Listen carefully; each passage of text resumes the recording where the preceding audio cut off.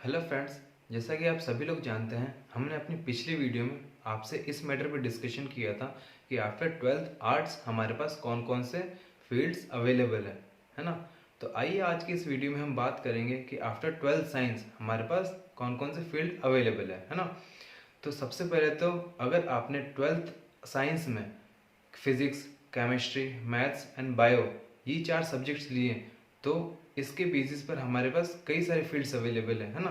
तो पीसीएमबी की बेसिस पे सबसे पहला फील्ड हम देखते हैं बैचलर ऑफ फार्मेसी, है ना। बैचलर ऑफ फार्मेसी है 3 इयर्स का कोर्स, है ना। और आफ्टर बैचलर ऑफ फार्मेसी आप दो चीज़ें कर सकते हैं। सबसे पहले तो मास्टर्स ऑफ फार्मेसी कर सकते हैं जो कि 2 इयर्स का कोर्स है, या फिर आप एमबीए भी कर सकते हैं, वो भी 2 इयर्स का कोर्स है ना। इसके बाद हम देखेंगे कि हम बीसीए कर सकते हैं या फिर बीसीएस कर सकते हैं। तो बीसीए के बैचलर ऑफ कंप्यूटर एप्लीकेशन और बीसीएस के बैचलर ऑफ कंप्यूटर साइंस, जो कि दोनों में 3 इयर्स के कोर्सेज हैं। आफ्टर बीसीए या फिर बीसीएस आप कर सकते हैं एमसीए, जो कि क्या है, मास्टर्स ऑफ कंप्यूटर एप्लीकेशन, जो कि 2 इयर्स का कोर्स है ना। तो आगे हम देखते हैं और कौन से कोर्स अवेलेबल है। तो हमारे पास है बैचलर ऑफ आर्किटेक्चर, है ना, जो कि 3 इयर्स का कोर्स है।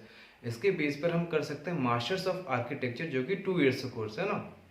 आगे चलते हैं, अब हमारे पास बीएससी भी हम कर सकते हैं बायोटेक्नोलॉजी लेकर, है ना। और इस बेस पर हम कर सकते हैं दो चीज़ें, एमएससी इन बायोटेक्नोलॉजी या फिर हम कर सकते हैं एमबीए, है ना, जो कि 2 ईयर्स के कोर्स है। तो ये तो हम सारी फील्ड्स की हमने बात कर ली, जो कि अगर हम सब्जेक्ट्स लेते हैं पीसीएमबी, है ना। तो आइए हम आगे बढ़ते हैं। अगर हम 12th साइंस में फिजिक्स, केमिस्ट्री, बायो, पीसीबी ये सारे सब्जेक्ट्स लेते हैं तो इस सब्जेक्ट्स की हेल्प से हम आगे चलकर मेडिकल की फील्ड में आगे बढ़ सकते हैं, है ना। तो आइए हम देखते हैं पीसीबी के बाद हमारे पास कौन कौन से फील्ड अवेलेबल है। तो सबसे पहले तो हम बीएससी कर सकते हैं, उसमें कई सारे सब्जेक्ट्स आते हैं। बॉटनी हो गया, जूलॉजी हो गया, माइक्रोबायोलॉजी हो गया, है ना, केमिस्ट्री हो गया, एक्सेट्रा। ऐसे कई सारे सब्जेक्ट्स बीएससी में आते हैं।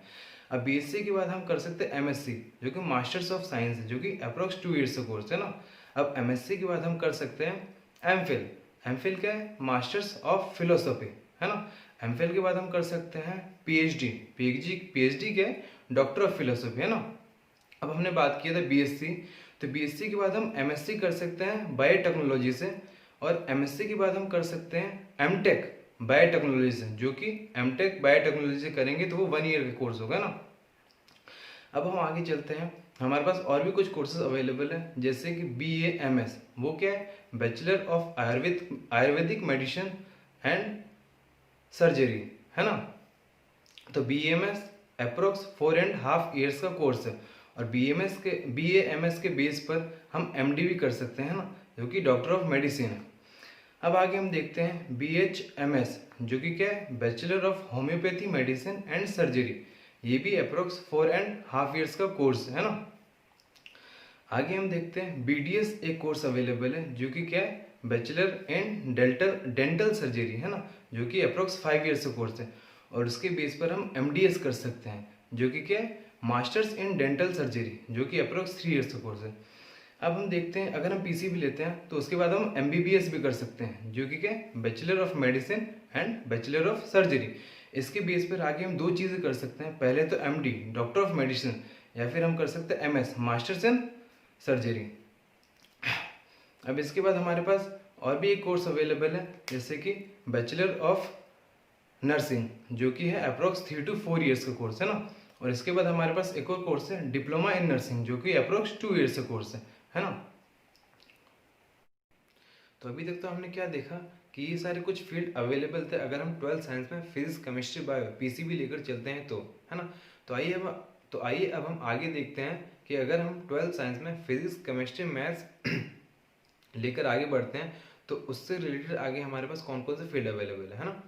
तो सबसे पहले हम बात करें तो 12th साइंस पीसीएम के बाद हम कर सकते हैं बैचलर इन आर्किटेक्चर, जो कि अप्रोक्स 5 ईयर्स का कोर्स है। और उसके बेसिस पर हम आगे कर सकते हैं डिप्लोमा इन इंटीरियर डिज़ाइनिंग या फिर डिप्लोमा इन लैंडस्केप डिज़ाइनिंग, है ना। तो उसके बाद हम कर सकते हैं bachelor of planning and design, जो कि वो भी अप्रोक्स 5 ईयर्स का कोर्स है ना। उसके बाद हम कर सकते हैं डिग्री इन होटल मैनेजमेंट, जो कि अप्रोक्स 3 to 4 ईयर्स का कोर्स है ना। फिर उसके बाद 12th पीसीएम की बेस पर हम एनडीए नेशनल डिफेंस एग्जाम की एग्जाम्स, नेशनल डिफेंस एकेडमी की एग्जाम्स दे सकते हैं, जिसकी बेस पर हम आर्मी, एयरफोर्स, नेवी में आगे बढ़ सकते हैं ना। फिर उसके बाद 12th पीसीएम की बेस पर हम बीटेक बैचलर ऑफ इंजीनियरिंग या फिर बैचलर ऑफ टेक्नोलॉजी, जो कि अप्रोक्स 4 इयर्स का कोर्स है, वो हम कर सकते हैं ना।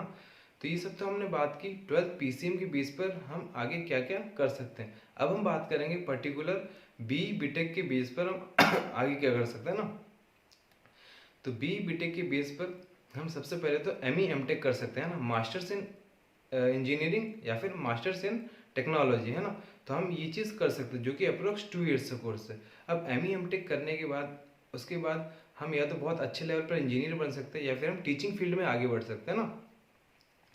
अब हम देखेंगे कि बीटेक करने के बाद हम एमबीए भी कर सकते हैं, जो कि 2 इयर्स का कोर्स है ना। फिर आगे हम देखते हैं बीटेक करने के बाद हम आईईएस की एग्ज़ाम्स को दे सकते हैं, जो कि इंडियन इंजीनियरिंग सर्विसेज की जैसे एग्ज़ाम्स को हम दे सकते हैं, और उसके हेल्प से हम रेलवेज में बहुत अच्छे पोजीशन पे जा सकते हैं या फिर public sector units PSU companies में भी हायर लेवल पर पहुंच सकते हैं। अब हम देखते हैं बीटेक के बाद हम मर्चेंट नेवी में भी का कोर्स कर सकते हैं, वो भी अप्रोक्स 1 ईयर का है, और उसके बाद हम मरीन इंजीनियर बन सकते हैं ना।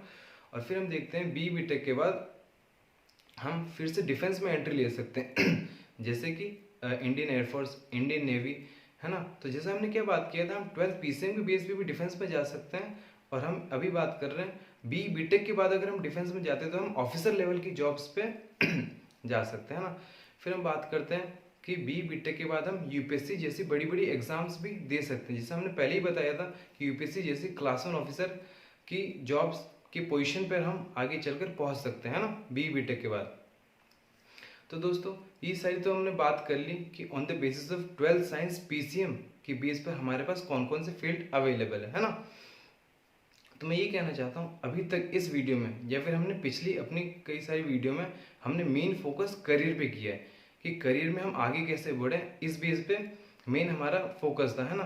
कि अगर हम 10th लेते हैं तो 10th के बाद हमारे पास कौन कौन से फील्ड अवेलेबल है वो हमने देखा। 12th लेते हैं तो उसके बाद कौन कौन से फील्ड अवेलेबल है। 12th में भी फिर पर्टिकुलर हम एक एक स्ट्रीम में ज़्यादा डीपली में गए थे, जैसे हम 12th arts, 12th commerce, 12th science, इन सब फील्ड्स को लेने के बाद इसके आगे कौन कौन से फील्ड हमारे पास अवेलेबल है, हमने वो सारी चीज़ें भी देखी है ना। तो हमारा मेन फोकस करियर के बारे में जानने के लिए सिर्फ इतना था, क्योंकि जैसे कि आप जानते हैं कई बार क्या होता है कि हम लाइफ में आगे बढ़ते रहते हैं, 10th हो गया, 12th हो गया, ऐसे करते करते हम आगे पढ़ाई करते चलते हैं ना। लेकिन हमें उस समय भी हमें ये पता नहीं चलता कि हमें आगे चलकर करना क्या है, हमारा गोल क्या है, हमारा एम ही डिसाइडेड नहीं रहता। और मान लो उस समय चल के हमें पता चला कि अरे यार हमारा एम तो ये था और हम गलत लाइन में आ गए, और वो एक ऐसी सिचुएशन होती है कि जिस समय हमारे पास काफ़ी सारा टाइम निकल चुका होता है ना।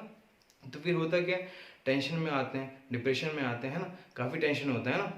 तो इन सब चीज़ों से बचने के लिए हमारा मेन मोटिव क्या था कि करियर के बारे में बात करने का सबसे मेन मुद्दा ये था कि आपको एक पर्टिकुलर डायरेक्शन मिले किसी भी फील्ड में आगे बढ़ने के लिए, है ना।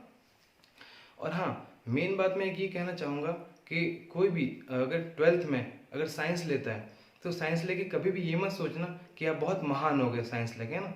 क्योंकि देखो, चाहे आप साइंस लो, चाहे आप कॉमर्स लो, चाहे आर्ट्स लो, तीनों ही फील्ड्स की अपनी एक अलग खासियत है। जैसा कि मैंने अपने पिछले वीडियोज़ में बताया था कि चाहे आप आर्ट्स लो, चाहे आप कॉमर्स लो, चाहे आप साइंस लो, है ना। तो तीनों ही फील्ड्स में आप टीचिंग लाइन में भी आगे बढ़ सकते हो, तीनों ही फील्ड्स में आप डिफेंस में आगे बढ़ सकते हो, वही बहुत अच्छे लेवल पर, और तीनों ही फील्ड्स में आप यूपीएससी जैसी बड़ी बड़ी एग्जाम्स देकर आप क्लास 1 ऑफिसर लेवल पर ही पहुंच सकते हो, है ना। तो ये मैटर ये नहीं करता कि आप कहाँ पहुँचते हो, मैटर ये करता है कि आप उस लेवल तक पहुँचने के लिए आप किस रूट के थ्रू जाते हो, किस पाथ के थ्रू जाते हो ना। तो मैं तो यही कहूँगा आप वही चीज़ लो जिसमें आपका फील्ड ऑफ इंटरेस्ट हो। तो हमारे लिए मैटर क्या करता है कि आपका जिस चीज़ में इंटरेस्ट हो उस चीज़ से आप आगे बढ़ेंगे तो आप इजीली और बहुत जल्दी और मतलब बहुत अच्छे वे से आगे बढ़ सकते हैं ना।